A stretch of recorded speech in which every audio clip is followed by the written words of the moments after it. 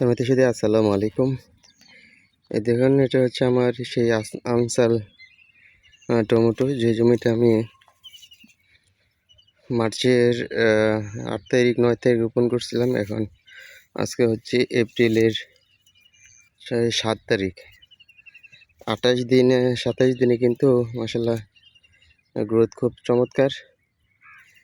গাছ কিন্তু ফুল চলে আসে। দেখুন, এই যে প্রতিটা গাছে গাছে কিন্তু ফুল।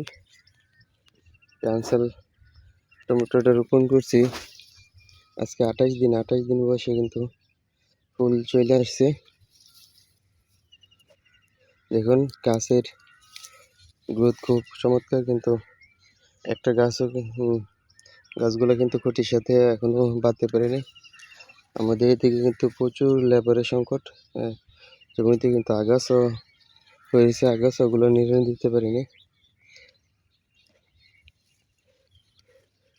এই একটা বিরাট সমস্যা। এই সমস্যার কারণে সবজি চাষ করাটা খুব সংকট হয়ে পড়ছে। ভাবতেছি সবজি চাষ করা কমাই দিব অথবা বাদই দিয়ে দিতে পারি, কারণ একা সবজি চাষ করা যায় না। দেখুন, এই সাইডে গাছগুলো কিন্তু কত সুন্দর উঁচা হয়ে গেছে। এগুলো কিন্তু খুঁটির সাথে বেঁধে দেওয়া হয়েছে। এদিকে কয়েকটা খেল এরকমভাবে। ওই যে দেখুন, এই গাছটাতে কিন্তু টমেটো চলে আসছে। যদি যত্নগুলো করতে পারতাম তাহলে কিন্তু সবগুলো গাছে কিন্তু গুটি চলে আসতো। আসলে এই পাশের গাছগুলোতে কিন্তু টমেটো চলে আসছে, ফুল চলে আসছে। টমেটোর বাজার দরটা কিন্তু এখন খুব কম। সামনে দেখা যাক এটার বাজারটা কেমন পাই, আশা করতেছি। এখন সামনে বৈশাখ মাসের পরে জ্যৈষ্ঠ মাসে এই টমেটোটা হারভেস্টের সময় হবে।